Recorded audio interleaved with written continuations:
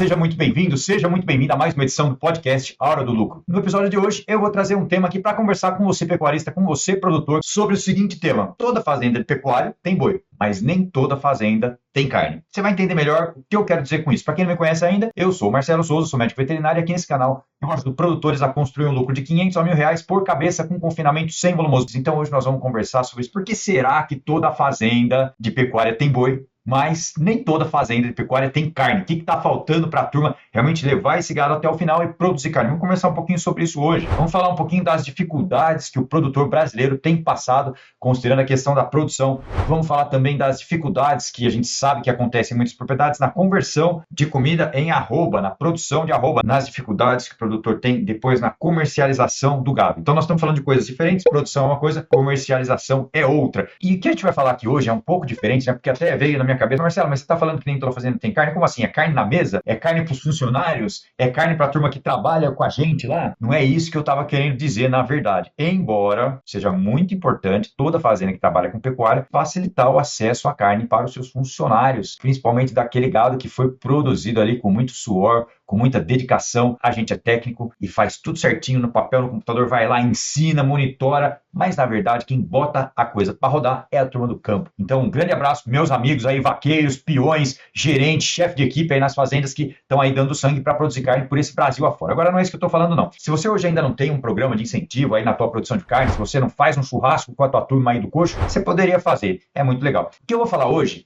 é diferente disso. Eu estou querendo dizer o seguinte: poxa vida, nós temos um alimento nobre, mas esse alimento muitas vezes você não está produzindo carne de verdade aí na sua propriedade. Talvez. Vamos ver se isso está acontecendo com você ou não. Agora, para a gente começar a nossa conversa, é o seguinte: quando alguém te pergunta assim, o que você tem na fazenda? O que você responde? Talvez a primeira coisa que você pense seja assim: bom, eu tenho um gado lá, eu tenho um gado na fazenda. Tá certo? Maravilha. O gado é a primeira parte, certo? Agora, às vezes, que vem na cabeça da turma é assim: bom, na fazenda hoje? Na fazenda tá difícil. Não é mais como era antigamente. Não consigo mais tocar da forma como eu tocava antigamente. Pensa numa frase que você falaria para uma pessoa, para um amigo teu, que te perguntou o que você tem lá na fazenda, como é que tá as coisas lá, o que tá andando de bom lá, como é que tá a tua produção, você que tem gado, você que tá aí dando, né, o seu sangue lá. Se alguém chegar pro Gustavo da Mata ou pro Nilson Ramos, eu vou contar um pouquinho de cada um dos dois aqui hoje, certo? E perguntar o que vocês têm na fazenda, eles vão falar assim: eu tenho boi no coxo. Então, Gustavo, aqui de pertinho, né, bem pertinho da gente aqui de Jales, o que você tem, Gustavo? Eu tenho boi no coxo, eu faço terminação, eu uso dieta sem volumoso e o meu gado demora 90 a 100 dias, dependendo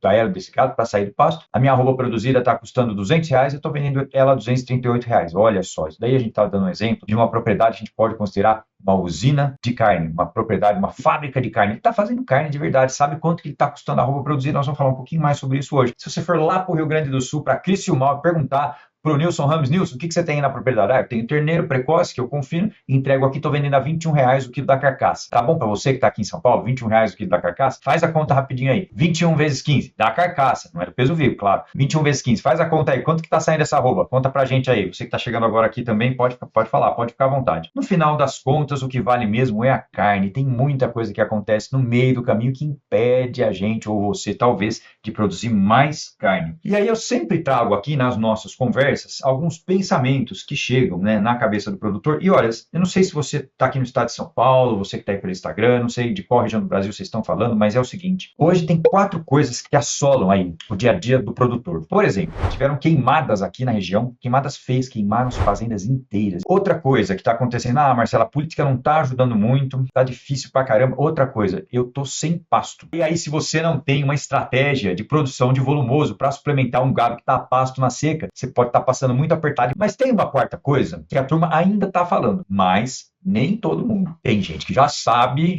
que a chavinha ali, virou, e virou mesmo. Então, dessas 4 coisas que assolam o produtor, 3 delas são motivos e, enfim, justificativas, coisas que aconteceram mesmo, certo? Porque queimou mesmo muita fazenda e perdeu dinheiro, enfim, perdeu cerca, às vezes perdeu gado, até gente, né? Foi realmente difícil. Nós estamos realmente com algumas políticas que a gente entende muito bem e realmente nós estamos sem pasto. Agora, a quarta verdade não é verdade, é mentira. Já começou a virar arroba, ponto. se você realmente quiser aproveitar, agora é a hora. Então, quando a gente traz o cenário, fala, mas Marcelo, eu vivo na pecuária faz muitos anos, o preço do boi só sobe quando o frigorífico fica sem boi. E nós estamos falando exatamente disso, de oferta e demanda. E talvez você mesmo, aí na sua propriedade, tenha abatido muita vaca aí no último ano, como muitas propriedades fizeram. E quando morre muita vaca, o que falta no mercado? Bezerro. Faltou bezerro, sobe lá na frente o preço do bezerro e o preço do boi. É exatamente isso que a gente vai presenciar. Nós todos vamos presenciar isso. Então, quando a gente fala que não se produz carne numa fazenda, quando eu trago esse tema aqui para falar para vocês, é para despertar mesmo e dizer o seguinte: se você ainda tem uma terra, por exemplo, que sofre muito na seca, que o gado volta para trás, que você muitas vezes está esperando as coisas acontecerem, esperando as coisas melhorarem. Realmente, de fato, a espera é uma opção, mas não a melhor. O que você pode fazer de diferente? Vamos entrar nesse ponto já já, mas uma das formas que não se produz carne é quando a gente está só esperando a coisa acontecer, aquele gado está no pasto, esperando aquele gado erar, muitas vezes limitando o custo da nutrição, porque a arroba já não está tão alta, então limitando um pouco o seu investimento na suplementação mineral, na nutrição do gado, seja na cria, na recria e na engorda. O que acontece quando se limita o investimento na comida? Se eu disse aqui que você investe reais para produzir carne, nós estamos falando de produção de carne, então significa que quando se tira o dinheiro da nutrição do gado, se produz menos carne. E eu não estou dizendo só da suplementação mineral, não. Estou falando do pasto também, porque, aliás, para gado de pasto, a maior parte dos nutrientes tem que vir do pasto, idealmente. Essa é a melhor forma de fazer dinheiro com gado a pasto. E no confinamento é um pouco diferente, porque nós estamos falando de comida. Nós estamos falando de comida que gera ganho de peso, certo? Então, a história ela é simplesmente assim. Bom, a outra coisa, né, que é um problema, a gente sabe, essa situação ela acontece mesmo. O produtor é um pouco carente de informação técnica. Não é todo mundo que tem a paciência de sentar numa terça-feira à noite e ficar anotando as coisas que o Marcelo fala, ou então de buscar no YouTube informações, e aí passa lá o vendedor de sal, fazenda não tem porta, a porteira muitas vezes está aberta, não está trancada, chegou o vendedor de sal, tá tudo certo. E aí, cada vez mais, as argumentações estão melhores, certo? Tem um grande amigo meu, aliás, vou mandar um abraço para ele, o Dr. Carlos Magno, ele fala assim: Marcelo, todo dia aparece aqui alguém querendo me vender um milagre, um produto milagroso, que eleva o ganho de peso em tantas gramas e tudo mais. E, na verdade, a gente vê que sem conhecimento, sem informação técnica, muitas vezes o produtor está na mão do vendedor de sal. E vou dizer uma coisa para vocês, tem muito vendedor de sal que é muito bom, que são técnicos muito bons. Ocorre que eles não entendem a realidade da fazenda como um todo. Eles não entendem que numa fazenda de ciclo completo tem cria, recria e engorda. E se tem cria, recria e engorda, cada uma dessas fases vende animal de uma fase para outra. Se você tem animal de cria e recria esse animal, a sua cria tem que vender animal para a sua recria, tem que dar lucro essa fase. Cada fase tem que dar lucro, tem que ter uma margem calculada. Então, quando a gente vai fazer um programa nutricional de acordo com cada fase da fazenda, olhando a hierarquia, as necessidades, olhando o que a fazenda tem de pasto, tem lá de pastaria, é outra conversa. Porque pode até ser interessante segurar mais um gado ou acelerar mais um gado, mas tem que se entender o contexto geral da fazenda. Uma outra forma que o produtor faz, que realmente não se produz carne numa propriedade, é o seguinte: quando não se apura o custo de produção, o custo da arroba produzida a pasto. Esse é o seu número. Se você não está aqui só passeando, floreando aí na internet e é produtor de verdade, ou quer ser um produtor de verdade, ou é um técnico, você tem que entender que o custo de produção é um número que precisa ser conhecidíssimo, que é muito importante. O sucesso da sua atividade. Conhecer o custo de produção é tudo. E é dali que você consegue saber se você melhora ou piora, ganha eficiência ou perde eficiência nos programas nutricionais que são desenvolvidos para cada fase. Eu olho para a produção de carne desde o bezerro, porque não aproveitar a primeira fase de crescimento do bezerro é um crime. Onde tem tudo propício, o terreno está propício, o animal desenvolve nessa fase. Como é que tá essa matriz que pariu esse animal? Qual a melhor hora, aliás, para suplementar uma vaca? Qual é o tipo de suplemento? Quando a gente começa a responder essas perguntas, que obviamente não tem uma receita de bolo, mas tem algumas bases para serem trabalhadas para que você entenda melhor o tipo de suplemento ideal para cada fase, para cada categoria. Então, quando se começa a olhar para a vaca, para a suplementação da vaca, para esse bezerro que vai nascer, o que você vai fazer com esse bezerro até ele chegar no coxo, você está olhando para o custo de produção a pasto e não para o preço do sal mineral. Quem olha para o preço do sal mineral não produz carne. Tem gado. E pode ser que tenha até um lucro. Corre que a gente fala de atingir o potencial máximo de uma fazenda de acordo com a realidade atual